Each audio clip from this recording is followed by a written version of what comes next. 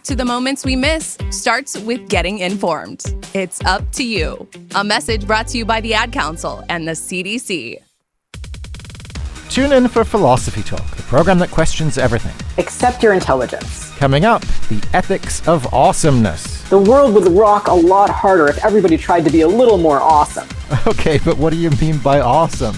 You know, the opposite of like whack or sucky. Well, a world with less suckiness would definitely rule. The ethics of awesomeness. Next time on Philosophy Talk.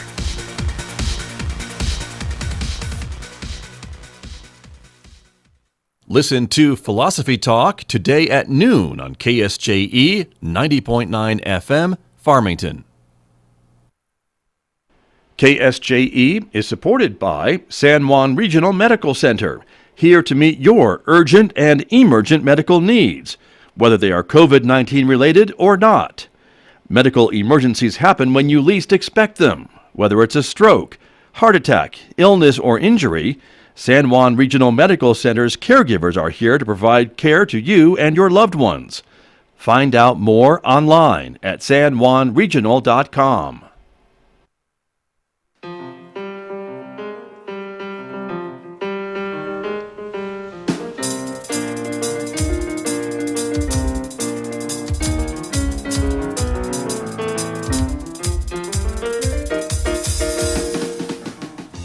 "11 minutes past 8 o'clock. It is Tuesday morning, the last day of August 2021.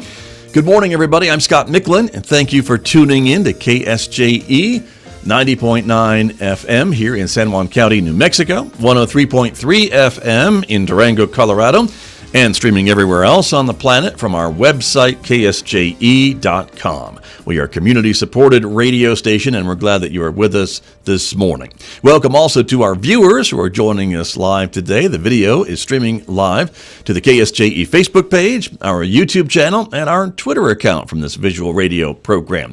Coming up in just a moment, my conversation with Bloomfield Schools Superintendent Dr. Kim Mizel. It's our first conversation of the new school year, so looking forward to that and catching up with her in just a moment here on KSJE. Then later on this hour at 8:50 a.m., we will check in with Amber Francisco over at the Farmington Regional Animal Shelter. She'll be telling us about some of the animals available for adoption this week. For those of you watching, you'll be seeing some of the animals up for adoption, so please stay tuned for that. Coming up at 8:50 a.m., our Adopt a Pet Tuesday segment every Tuesday, of course, here on KSJE. Next hour, after the news at 9:06, Mick Hess will take us roving with the arts, our weekday classical music program. And this morning, Mick is featuring music from the great Joseph Haydn. That's coming up today on Roving with the Arts. You can also connect with KSJE on Instagram, in addition to Facebook, YouTube, and Twitter. And let's talk about the weather forecast, shall we? It is partly cloudy this morning in San Juan County, 63 degrees outside our studios here at San Juan College. We are expecting a partly cloudy day all day today, with a pretty good chance of a shower or thunderstorm developing this afternoon and tonight. 91 for a high in Farmington, 66 overnight tonight, but then a big change in the weather tomorrow with a chance of showers and thunderstorms again, the high only reaching 68 degrees on Wednesday, 58 overnight, back up to 80 on Thursday, 83 for a high on Friday, mid-80s on Saturday, and upper 80s on Sunday, with again another chance of a scattered shower or thunderstorm in the forecast, and overnight lows right around 60 degrees. Well, let me turn to my guest, who is joining us this morning from her offices at the Bloomfield School District in Bloomfield, of course. Dr. Kim Mizel, Superintendent of Schools, is joining me. Dr. Mizel, good morning. Welcome back to KSJE. Good to see you. Good morning. Thank you for being with us, and hopefully you had a somewhat relaxing summer. You're going to take a little bit of a break since the last time we spoke in May. I actually was able to take some vacation time, so that was nice. I enjoyed myself. Very, very good. Well, let's talk a little bit about how things are going. Your students and staff have been back in the classroom now for a couple of weeks, and I know that was your goal. That's been the goal, I think, of educators around the state, to get kids back into the classroom after a year of off and on virtual learning last year. And so give us an update of how things are going at Bloomfield Schools. So far, we've had a good start. I always say that with my fingers crossed with the Delta variant. We're having to really monitor the health of everyone and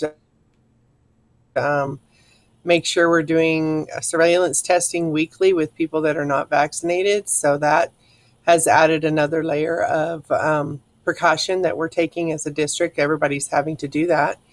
And so far we're up and going and have the kids in school, and there's a lot of happy little faces. We've had a little bit of a challenge with our transportation because of lack of bus drivers. So anyone looking for a job driving buses, we have openings, and we are in desperate need of drivers. So that's a little plug for Bloomfield School District for that area. You bet. But we figured it out. It's always challenging the first of school. Of course. And you are getting, of course, a lot of guidance and maybe policies, I guess, and things to follow from the State Public Education Department. And some of those things are certainly, they change from time to time. And I wanted to ask you a bit about that, because some of those I know were a little bit worrying for you because of some of the restrictions they would have put on keeping your schools open. But those policies have changed just a little bit. Yes, as a superintendent's association, we push real hard because, the goal is to have kids in school and keep the schools open.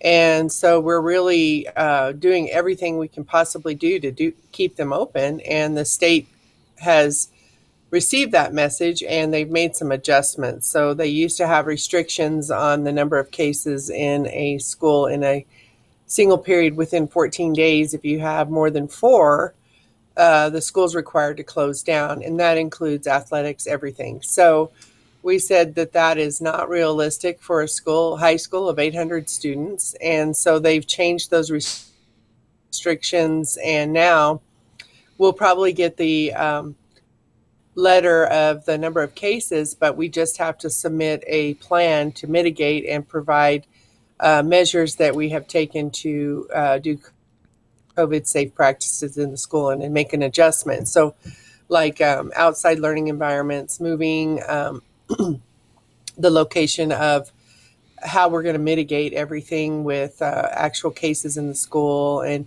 just have a way of addressing it, but not closing that school down. So it's much better. Those are new changes by our new secretary, Kurt Steinhaus. He worked real hard. He's a champion for superintendents, and we appreciate that. And so he knows what it's like to be a superintendent under COVID situations. So I think he's a great person to represent us and trying to work with the Department of Health as well. Very good. And of course, I know parents are trying to stay up to speed on some of these things and understand what their students should expect when they're going to school and going back to school, of course. And so you mentioned things were going fairly smoothly. And so the idea, take us through some of the rules at Bloomfield schools these days for kids that are coming back to face-to-face classes. They're wearing masks or not wearing masks. What's the situation at Bloomfield? Everyone wears masks now because of the new health order that was presented by the governor. Mm-hmm. We had a little consternation with early on guidance from the toolkit that was provided from PED with the students that are vaccinated didn't have to wear one. We were very concerned about how that was going to be managed in the schools. We didn't want to single out any children and try to be respectful of people's choice in the situation. So it was a little bit difficult. We had some frustrated parents, and that unfortunately a lot of the decisions that are being made right now are not school board decisions or superintendent decisions. They are driven by the national health orders, the CDC. And so we have to follow some pretty strict guidelines. And we are now in, I believe, Toolkit 6.0, which literally is constantly having to change based on what's happening with, the cases that are in the area. I think most of New Mexico is now in the red again. And so we're always struggling with that situation as far as the spread of disease and COVID itself. And so it's been difficult. I would say from a superintendent's perspective, I've never experienced anything like this in my career to this degree. You know, we are educational institutions, not medical institutions, and we've had to live kind of in both worlds, and that's been very difficult. And so I feel for the frontline workers in hospitals and nurses and doctors. It's overwhelming sometimes, but we're doing the best we can and trying to make sure everyone's safe. Right. Well, and I know you and I talked before we came on the air this morning, and I was kind of reminiscing about our last conversation together in May, and we were all very optimistic that, of course, the color-coded map was going to go away in July, which it did, and that things would be reopening a little bit, which it did. But of course, the Delta variant has come along, and here we are back to still being concerned about the spread of COVID and being safe and trying to keep schools open and face-to-face learning, which I think was the big push that parents wanted and students wanted and you wanted and your teachers wanted throughout the year last year. And so here we are. And so things are better, as I mentioned to you before we came on the air this morning, but maybe still not back to what we would call a normal school year. Far from it, I suppose. I had a terrible anxiety attack about in July around all of this because I thought, oh gosh, I'm going to have to live that nightmare all over again. So, and it has been came to fruition in many ways. And I guess the positive thing, we are equipped to deal with it. Right. I'm sorry. That's okay. And so we're moving forward with everything that we have, and I know the state's trying to stay ahead of it. And you know, none of us want the schools to close again. I mean, that is just like the worst case scenario for our children, and they're happy to be in school. You know, even everyone maybe in high school they don't necessarily want to go, but they're glad to be back. So we're celebrating with the students and the families. So that's it's good. Just right. Yeah. I mean, school is an important part of our lives, and we had to put things on pause, and we did the best we could with our virtual learning, which I think Bloomfield did a decent job with that and tried to really support students on a daily basis. And however, there's still the challenges with kids coming back and some social emotional concerns that we're seeing in the school. We've had actually people trying to enroll kindergartners that are 7 years old, and because they haven't been in school for 2 years. Wow. And so it kind of, when you talk about the educational process, I mean, we have to assess students at their age level and then determine where they should be. When you talk about a child that's starting kindergarten at 7th grade, they're going to be 19 years old, or maybe even 20 by the time they graduate. So there's repercussions of what has happened. So, and I don't blame the families. Probably if I had a kindergarten, I might have kept them at home last year. So anyway, right. I understand what's going on, but it's just kind of causing concerns for all of us. Of course. Well, and you are charged, as all school districts in New Mexico are charged, with educating those students when they show up. You don't have any admission policies or anything like that. Every kid that shows up at your door, you provide an education for. That's in the state mandate, is it not?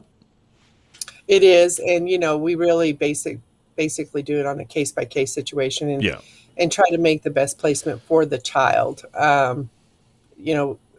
When they're a size of a third grader and they're in kindergarten, that's a concern. So you a lot of times you'll place them in the middle range, kind of middle point. But it's just concerning.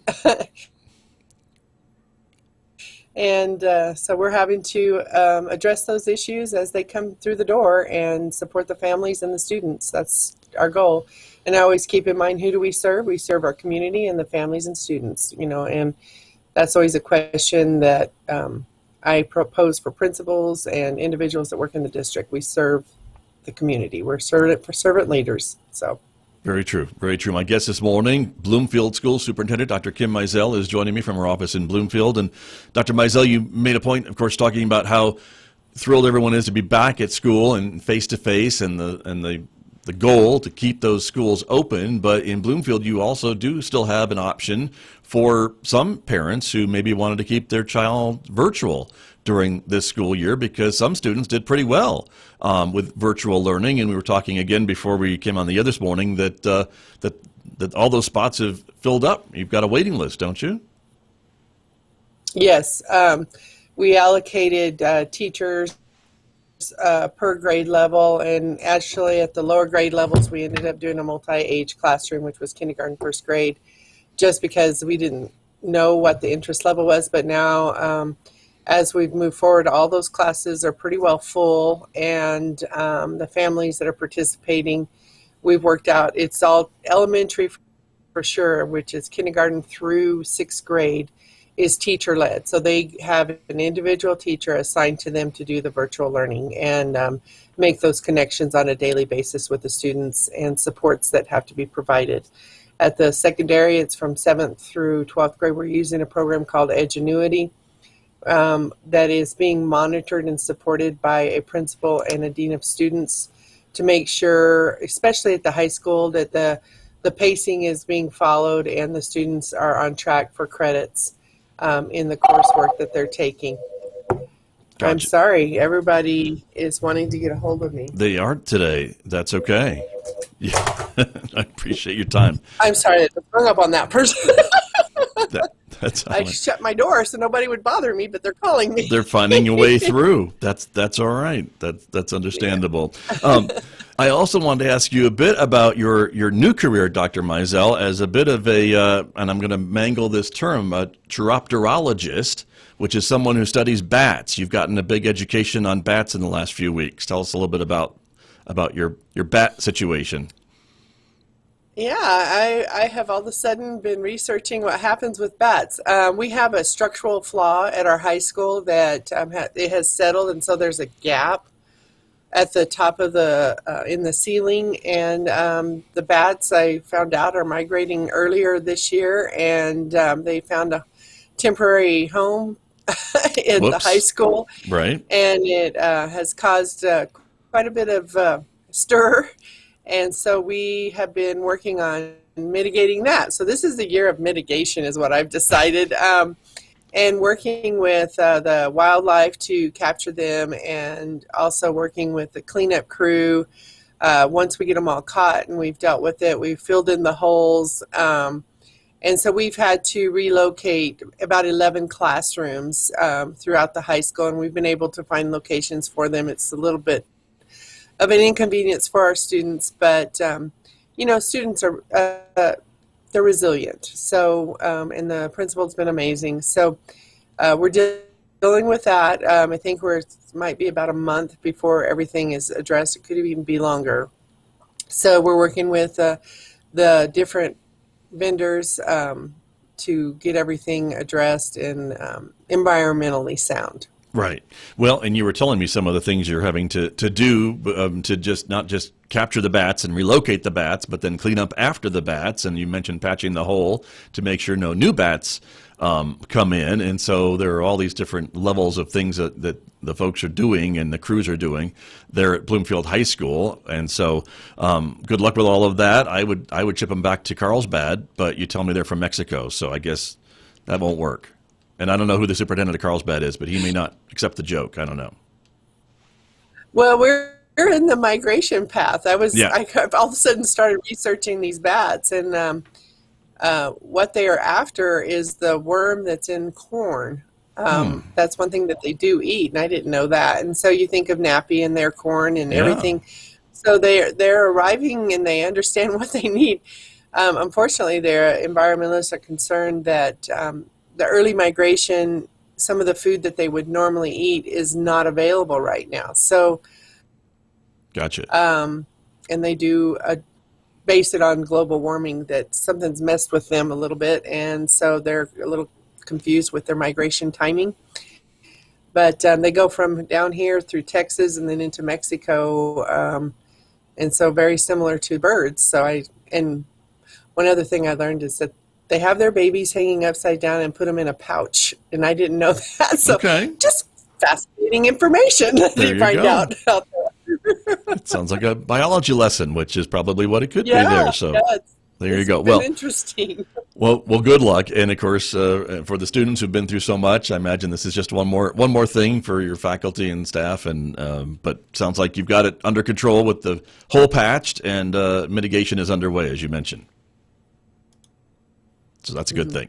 Dr. Mizel, we always talk about the cars that you have been putting together for your students who are eligible to win a car at the end of the school year. And I know the way the years have been going, you always wonder probably if you'll have some businesses that are able to help you with that project. But it sounds like this year, again, it's a go. Yeah, Zymes came through for us again.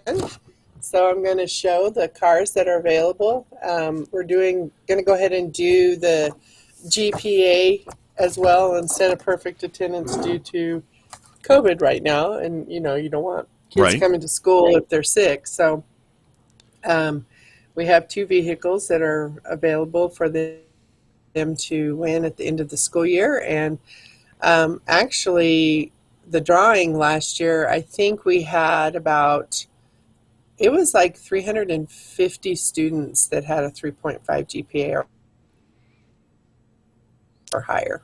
So there's a lot. Yeah, which is very exciting. So And we're proud of the kids because last year was a rough year, and they actually stuck with it and actually performed well.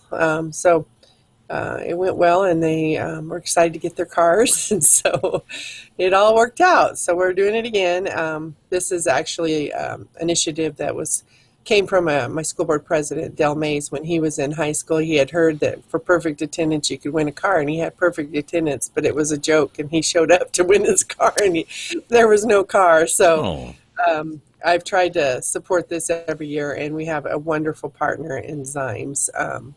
Mike Zymes is a wonderful guy that supports the schools, and so we appreciate it. That's great. Well, kudos to them, kudos to you. And again, this has been going on for a number of years at Bloomfield schools. And as you mentioned, it used to be based on perfect attendance, and now it's shifted over to GPA of 3.5. But as that being an incentive, it sounds like it's maybe making your kids, if they think maybe they shouldn't study that much for the test, maybe they rethink that about that car and put a little more effort into in some of their schoolwork to keep that GPA up there so they can be eligible for the drawing at the end of the year. Right, and the kids rose to the occasion. Like I said, students are resilient, and I think they've had to become very creative in how they get their education, and the teachers have been the champions through this whole thing, and I always give them the credit. So if anything, our teachers really have grown professionally as far as not limiting themselves to the brick and mortar situation. They can adapt and adjust and provide education however they need to as the situation changes. So I'm very proud of our district that way. That's very good. And again, I don't know if anyone else has been out shopping for used cars these days or even new cars these days, but they're kind of few and far between in some places. And so I think that's another testament to the importance of this program and Zymes wanting to help you, because used cars are kind of hard to find. So congrats to you again for that.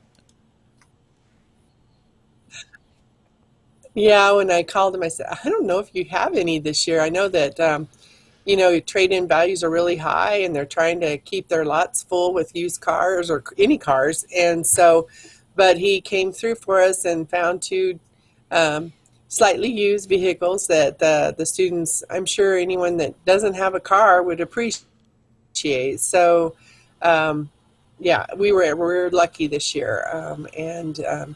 He always starts looking around June. And he kind of has things in mind when I call him. So. And then I go check it out and look inside, and they always look good to me. Right. There you go. But they do a real good, they do the diagnostic testing and everything on them to make sure that they're a decent vehicle for someone to have. That's important. Well, we know you're a bad expert, but not a mechanic, so that we understand. but I'm glad that Zimes does the check for you, and these cars are good. And I know you've told us before, I think you told us in May, for the 2 students that won the cars last school year, just how appreciative they were, and the stories are always so heartwarming, I think, to hear about these students who get these vehicles. And for some, I think, could be life-changing because they now have some reliable transportation to either go on to college or get back and forth to work or whatever the case may be. Mm-hmm. Yeah. So the 2 students that won last year were the young man was a freshman in high school, didn't have his driver's license yet, but he was excited to get a car, obviously. And then the young lady, her actual previous vehicle was broken down the day that she won. So her grandmother got her there, and they were so excited to have a car for her. And she was going off to college. So nice. Well, very good. Yeah, things are, it's just the stories are always interesting and how they arrive there. But to maintain a 3.5 is not easy. So they did a good job. Very true. Well, and I bet a lot of students will do that again this year, and we'll look forward to celebrating at the end of the school year when you hand over the keys to those 2 other vehicles for them. Just a couple of minutes remaining this morning, Dr. Mizell, and I guess I just wanted to ask you to kind of look into your crystal ball, or any goals that you have for this year that you've shared with your staff and the teachers and your students after last year. I think maybe keeping a consistent schedule for your students, hoping to keep the schools open and face-to-face learning progressing between now and May. But what have you told your staff?